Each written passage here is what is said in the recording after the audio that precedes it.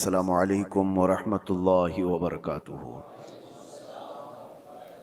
الحمد للہ وکفا وسلام علی حبیبہ المصطفیٰ اما بعد فاعوذ باللہ من الشیطان الرجیم بسم اللہ الرحمن الرحیم۔ یا ایہا الذین آمنوا کتب علیکم الصیام کما کتب علی الذین من قبلکم لعلکم تتقون۔ صدق اللہ مولانا العظیم۔ بارگاہ رسالت مآب صلی اللہ علیہ وسلم میں درود پاک کا ہدیہ پیش کریں۔ اللہم صلی علی سیدنا و مولانا محمد معدن الجود والکرم وآلہ واصحابہ الکرام وابنہ الکریم وبارک وسلم صلاة دائمة سرمدا ابدا۔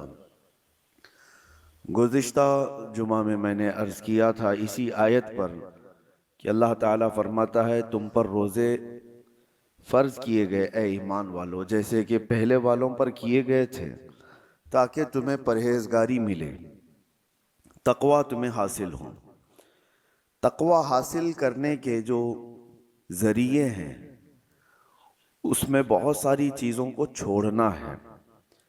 اللہ کے نبی صلی اللہ تعالیٰ علیہ وسلم سے پوچھا گیا تقوی کیا ہے، تو آپ نے فرمایا کہ تقوی کی تفصیل اس طور پر کی گئی ہے، کچھ چیزیں حلال ہیں اور کچھ چیزیں حرام ہیں۔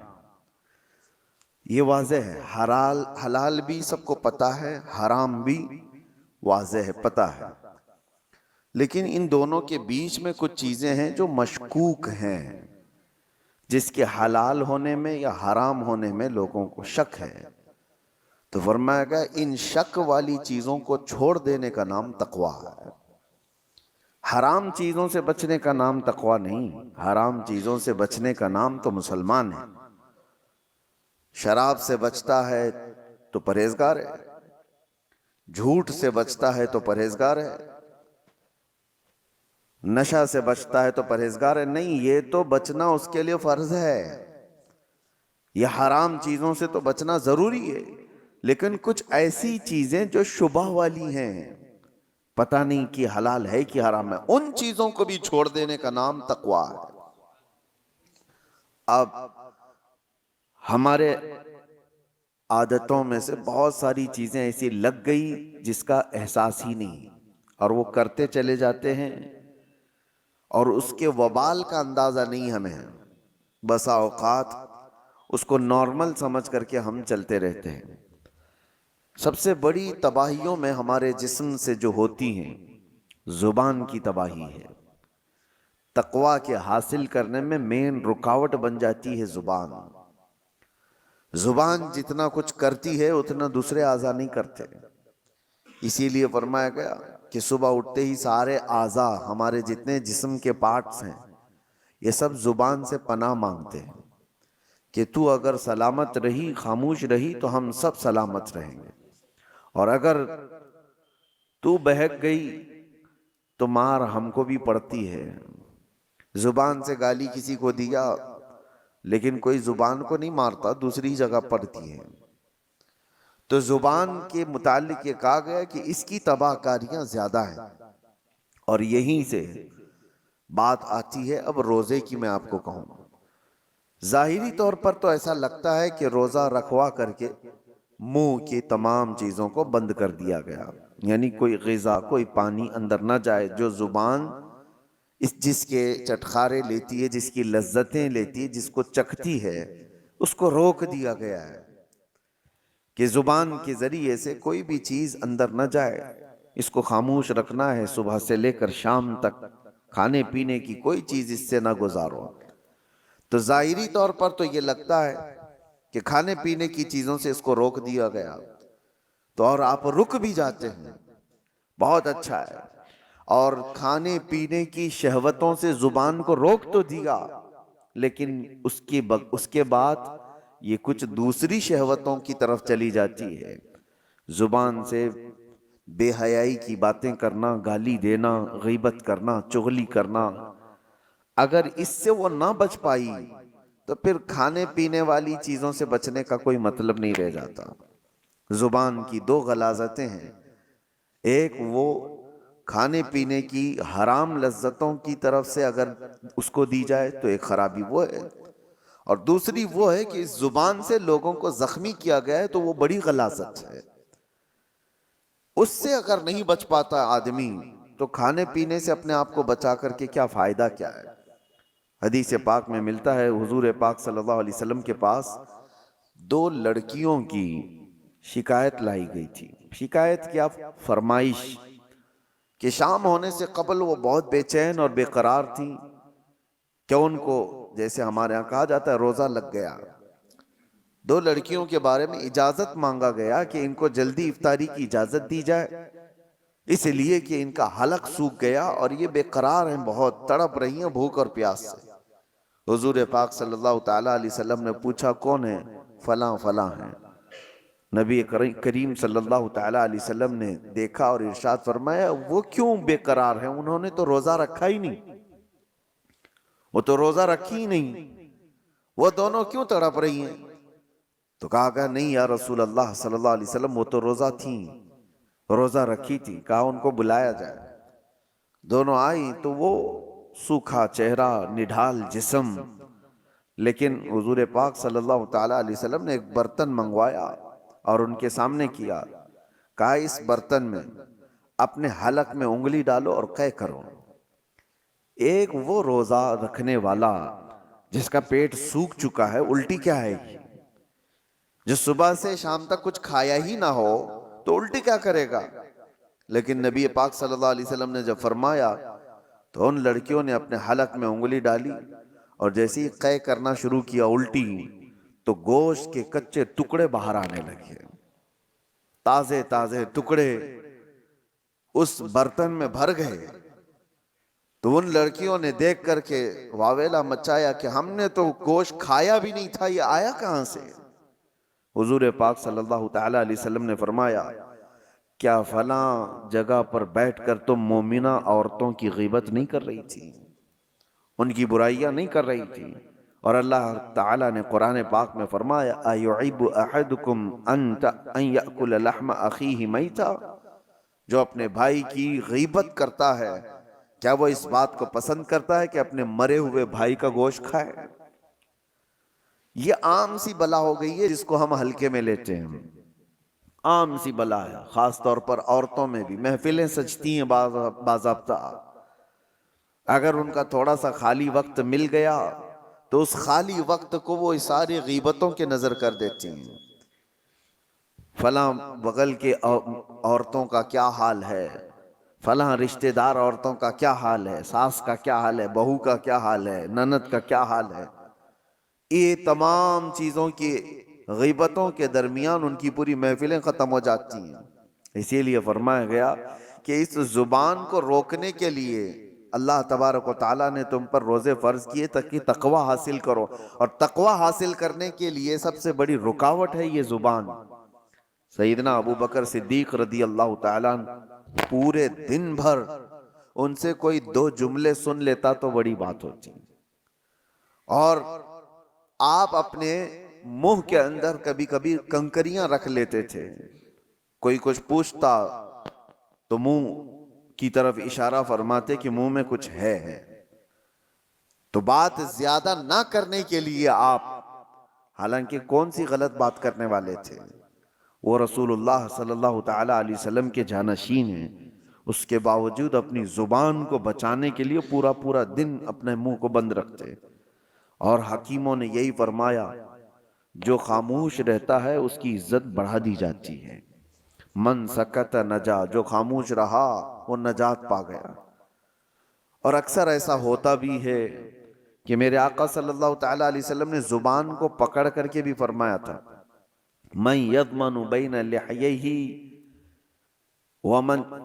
وبین صدغیہ، من یضمن بین لحییہ وبین صدغیہ اضمن لہ الجنہ۔ حضور فرماتے ہیں دو رانوں کے بیچ میں جو تمہارا حصہ ہے شرمگاہ، اور دو جبڑوں کے بیچ میں جو تمہاری یہ زبان ہے، یہ دو چیزوں کی حفاظت کی ذمہ داری لے لو، حضور فرماتے ہیں میں تمہارے جنت میں جانے کی ضمانت دیتا ہوں۔ دو چیزوں کی حفاظت، اور یہ دو چیزوں کو آپ سوچیں کمپیریزن کس سے ہے؟ شرمگاہ، آدمی کی شرمگاہ جس سے آدمی بہت بڑے بھیانک گناہ کر سکتا ہے، زنا کا تک ارتکاب شرمگاہ سے ہوتا ہے، اور اس کے ساتھ جس دوسرے پارٹ کو جوڑا گیا وہ زبان ہے. یعنی جتنے خطرناک گناہ شرمگاہ سے ہوتے ہیں، اسی انداز سے گناہ تمہاری زبان سے بھی ہوتے ہیں. ایک بات میں آپ کو بتاؤں، شرمگاہ زنا کر سکتی ہے، غلط کاریاں کر سکتی ہیں، لیکن شرمگاہ کفر نہیں کرتی. کفر جو ہے زبان کرتی ہے، کفر جو ہے وہ زبان کرتی ہے، شرک زبان کرتی ہے، شرمگاہ نہیں کرتی. اسی لیے بعض علماء نے کہا کہ شرمگاہ سے بھی زیادہ ذلت والی کبھی کبھار پارٹ یا کوئی عضو بنتا ہے تو وہ زبان بن جاتی ہے. اللہ کا انکار کرنے والی زبان، رسول اللہ صلی اللہ تعالی علیہ وسلم کی تمام نشانیاں دیکھ کر کے زبان سے ان کے خلاف بولنے والی زبان، اسلام کے خلاف بھونکنے والی زبان، یہ وہ زبان ہے جو شرمگاہ سے بھی زیادہ خطرناک ہے. اور آپ کے جسم کے اندر، آپ کے منہ کے اندر جو زبان ہے، آپ خود اس کو فیصلہ کریں کہ یہ کس حد تک صحیح ہے اور کس حد تک گری ہوئی ہے.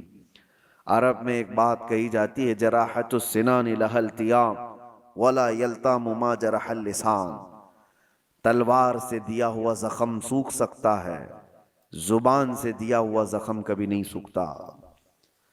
جس کو زبان سے آپ نے کبھی طعن و تشنیع کیا، گالی دیا ہے، اس کے دل کو چھلنی کیا ہے، وہ برسوں تک اس کا زخم دل کے اندر رہے گا، وہ مندمل نہیں ہوتا. چاقو سے کاٹا ہوا زخم تھوڑے دنوں کے بعد صحیح ہو جاتا ہے. اسی لیے کہا گیا کہ زبان کی اپنی حفاظت کرو. روزہ اس کے لیے سب سے بہترین ریہرسل تھا. روزے میں اسی لیے ہماری زبان کو روکا گیا. اب دو چیزوں کی طرف میں آپ کو اشارہ کرتا ہوں. اس زبان کی دو شہوت ہے. شہوت کیا ہے؟ برائیوں کی خواہش. اس کی دو شہوتیں، ایک کھانے پینے کی شہوت زبان کے اندر ہے، یعنی اس کو جو چٹکارے لگے ہیں نا، جو لذتیں لگی ہیں، اس سے کم پر یہ راضی نہیں ہوتی. جو تم نے لذیذ چیزوں کی اس کو عادت ڈالی، اس سے کم پر یہ راضی نہیں ہوتی. یہی تو بات ہے کہ بچے آج گھر میں کچھ سبزی بنا دو، دیکھو پھر کیسے بوال کرتے ہیں. یہ کیا ہے؟ کھانا ہے؟ کوئی نکل گئے، کیونکہ زبان کو انہوں نے کسی لذت کی عادی بنا دیا. ان کو بغیر وہ چیز کے ملے ہوئے، اس سے بھی بڑھ کر کے جو لوگ شراب کی لذت اس کو دے چکے ہیں، وہ اس سے کم پر بھی راضی نہیں ہوتی. کیوں نہیں چھوٹتی شراب لوگوں کی؟ اس لیے کہ زبان کی شہوت ہے. اور یہ زبان کی شہوت پر جب بندہ کنٹرول نہیں کرتا تو وقت ایسا آ جاتا ہے کہ پھر وہ حرام بھی نہیں دیکھتی، حلال بھی نہیں دیکھتی. یہی تو بات ہے. لوگ آج جس طرح سے باہر کھا رہے ہیں، جو ملے وہ سب کھا رہے ہیں. ان کو نان ویج چاہیے تو یہ دیکھنا بھی نہیں ہے کہ حلال ہے کہ حرام ہے، بس زبان کو اس کی لذت چاہیے. آج تو اتنا کامن ہو گیا. میں نے اس سے قبل شاید آپ کے درمیان ہی بیان کیا یا تفسیر میں عرض کیا تھا کہ رزق کی کتنی زیادہ اہمیت اسلام میں دی گئی ہے، کہ تمہیں اللہ نے پاک چیزوں پر رکھا ہے، اس لیے کہ رزق جب خراب جسم کے اندر جاتا ہے تو صرف تمہارے اعمال خراب نہیں ہوتے، تمہاری نسل بھی خراب ہوتی ہے. صرف تمہارے اعمال تک نہیں رہتا، تمہاری نسل تک بھی جاتا ہے. تو یہ آج جو دور ہے، پوری دنیا تم کو حرام پروسنے کے پیچھے لگی ہوئی ہے. ارے خنزیر کا گوشت تک پروس دیا جاتا ہے.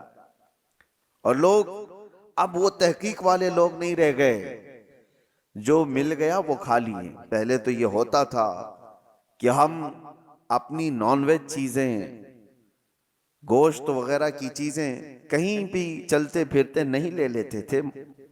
متعین جگہ سے جہاں سے ہمیں یقین ہو کہ اللہ کے نام پر ذبح کیا ہوا ہو تو وہ ہم کھا لیتے. لیکن آج اس کا اہتمام لوگوں نے بند کر رکھا ہے. اور اب ہمارے ہاں تو حلال سرٹیفکیٹ پر تو ویسی بھی پابندی لگا دی جا رہی ہے. اور جو لوگ دیتے تھے ان کا بھی کوئی بھروسہ نہیں تھا کہ یہ حلال کس طرف سے سنا گھر بیٹھے لوگ اب نئی نئی کمپنیوں سے آرڈر کر دیتے ہیں. یاد رکھنا ان کے حلال ہونے کا کوئی یقین نہیں. گھر بیٹھے لوگ آسانی کے لیے 5 منٹ میں 10 منٹ میں ڈیلیوری بوائے آئے گا اور دے کر کے چلا جائے گا. مارکیٹ میں ملنے والی فروزن چیزیں جو ریڈی میڈ ہوتی ہیں اٹھا کر کے لایا اور اس کو فرائی کیا اور کھلایا, خود بھی کھایا اور بچوں کو بھی کھلایا. جبکہ وہ حرام اگر ہو تو میرے عزیزو آپ نے پورے گھر کو تباہ و برباد کیا ہے. اپنی اولاد کو حرام کھلایا. آپ کمانے میں تو بہت حرام حلال دیکھ کر کے کما رہے تھے کہ کسی کو جھوٹ بول کر نہیں کماؤں, دھوکہ دے کر نہ کماؤں, کوئی حرام روزی گھر پہ آنے نہ دوں. تمہارے پاس حلال پیسے تھے لیکن حلال پیسوں سے خریدا حرام روزی. تو یہ کہاں آ کر کے گر گئے؟ یہ سب کی سب چیزیں ہیں, یہ زبان کی لذتیں ہیں جو بندے کو یہ سب کرا دیتی ہیں. کھانے کی ایسی لت پڑی ہوئی ہے, نوجوان ڈھونڈتے رہے کہیں نہ کہیں یہ پیزے برگر مل جائیں, اور جہاں ملا کھا لیا, کیونکہ اس کی لذت اس کو زبان کو ملی. اس سے کم میں نہیں ہو سکتا. ویسٹرن کنٹریز میں عرب لوگوں کو تو یہ فاسٹ فوڈ کمپنیوں نے ایسا عادی بنا دیا کہ ان کے ہاں گھروں میں کھانے بننے کا رواج ہی ختم ہو چکا ہے.